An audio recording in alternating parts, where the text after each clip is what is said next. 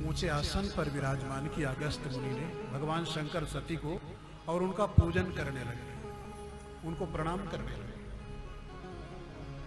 देखिए घटना है एक, लेकिन दो व्यक्ति हैं, भगवान शंकर और उनकी अर्धांगिनी सती, दोनों अलग अलग अर्थ लगा रहे हैं। अगस्त्य मुनि जो शंकर जी की सती जी की पूजा कर रहे हैं, अगस्त्य मुनि भगवान शंकर मन में कहने लगे, धन्य है महाराज आप अन्य वक्ता वाणी के द्वारा उपदेश करते हैं, अहंकार को छोड़ो, अहंकार को छोड़ो।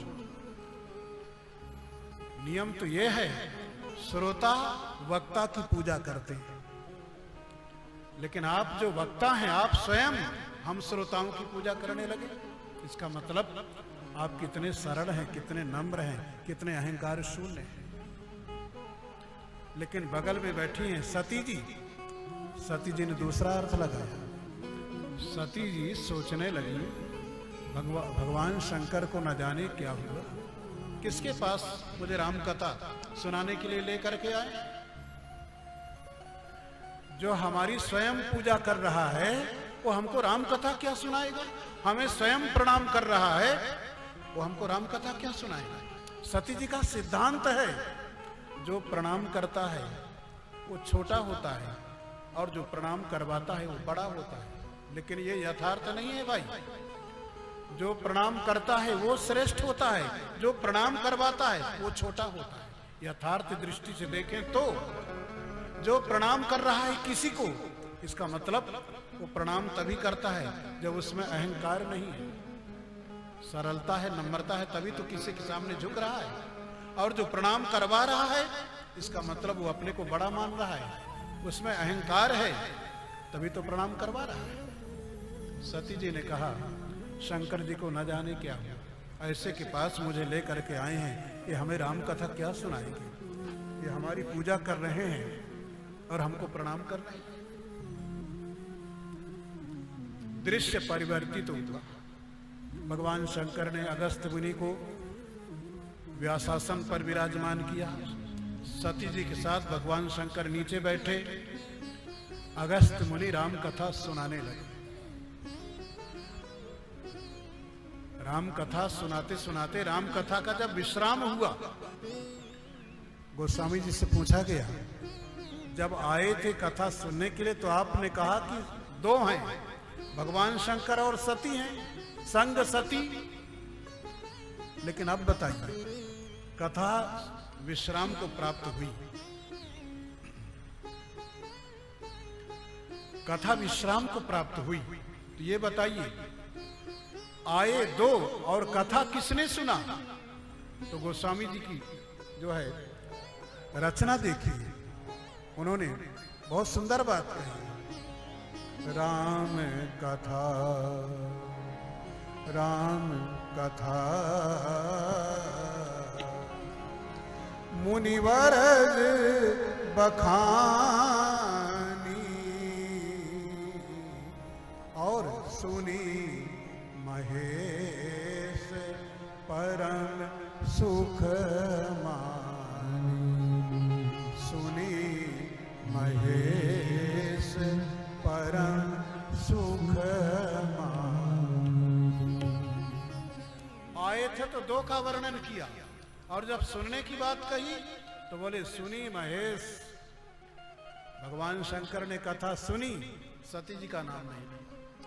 सती जी कथा स्थल पर बैठी रही, घड़ी की तरफ देखती रही, दिन गिनती रही, क्योंकि उनमें अहंकार आ गया। ये वक्ता मुझसे कम विद्वान है, ये मुझसे कम जानता है, ऐसी भावना आए श्रोता में तो श्रोता तो समय ही पूरा करेगा, फिर कथा थोड़ी ही सुनेगा। सती जी समय पूरा करती रही, सती जी ने नहीं सुना, इसलिए उनका नाम भी नहीं लिया, केवल सुनी महेश। गोस्वामी जी ने कहा, भगवान शंकर ने कथा सुनी। शंकर जी विचार करने लगे, इतनी सुंदर कथा अगस्त्य मुनि ने मुझे सुनाई, इस कथा के बदले में इनको दक्षिणा में क्या दूं।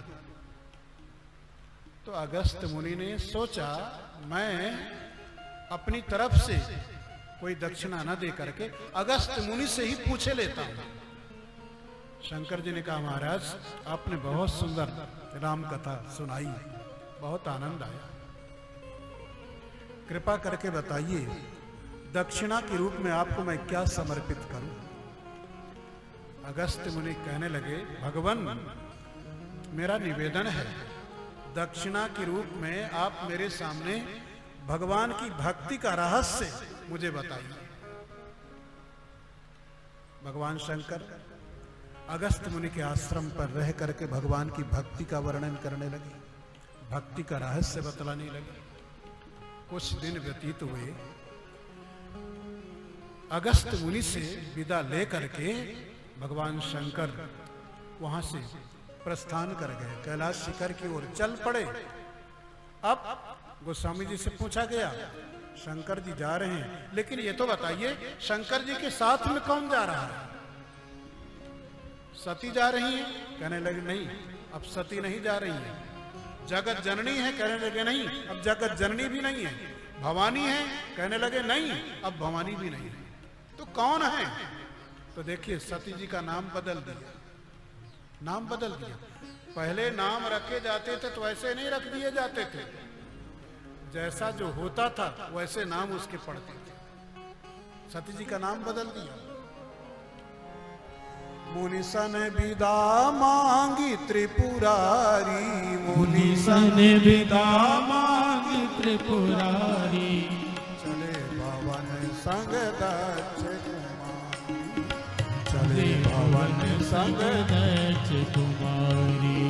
मुनिसन विदा मांगी त्रिपुरारी, मुनिसन विदा मांगी त्रिपुरारी, चले भवन संग दक्ष कुमारी, गए भवन संग दक्ष कुमारी।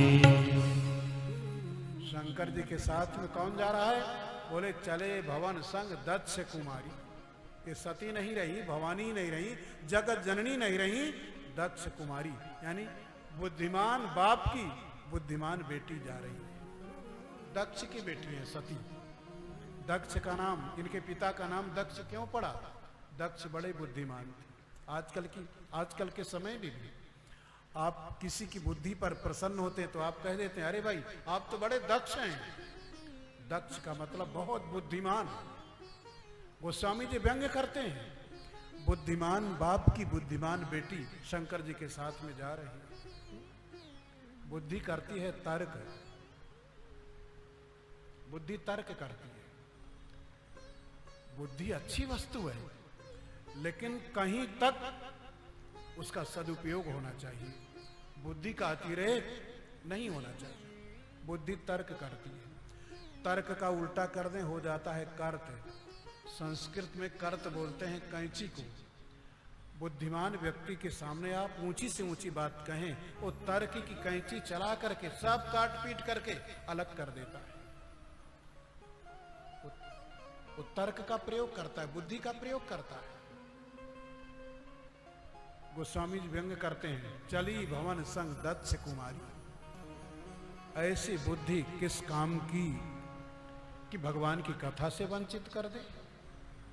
भगवान की कथा में जब बैठे तो बुद्धि को पीछे करके हृदय को आगे करके बैठे। कथा का संबंध भाव से होता है, प्रेम से होता है, श्रद्धा से होता है। बुद्धि को पीछे करें और हृदय को आगे करके भगवान की कथा सुने। आप कोई सिनेमा, कोई पिक्चर देखते हैं, कोई नाटक देखते हैं, और नाटक जब आप देखते हैं तो आप बुद्धि को पीछे कर देते हैं, बल्कि बुद्धि को भूल जाते हैं।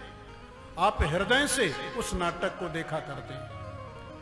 अगर आप बुद्धि से सोचने लगें कि इस अभिनेता को मैं जानता हूं, इस अभिनेता का व्यक्तिगत जीवन तो ऐसा है, व्यक्तिगत जीवन ऐसा है, अगर बुद्धि से आप ये तर्क करने लगे, ये सोचने लगे, तो 10 मिनट भी आप अच्छा से अच्छा नाटक नहीं देख सकते। बुद्धि को भूल जाएं, हृदय से उस नाटक को देखें तो आनंद आएगा। भगवान की कथा भी ये हृदय प्रधान है, भाव प्रधान है, लेकिन सती जी बुद्धि का प्रयोग करती रही। गोस्वामी जी ने कहा ये दक्ष कुमारी जा रही, इसके बाद आगे कहीं भी सती नहीं कहा जाएगा, इनको जगत जननी नहीं कहा जाएगा, यही दक्ष कुमारी ही कही जाएंगी जब तक इनका शरीर रहेगा। चली जा रही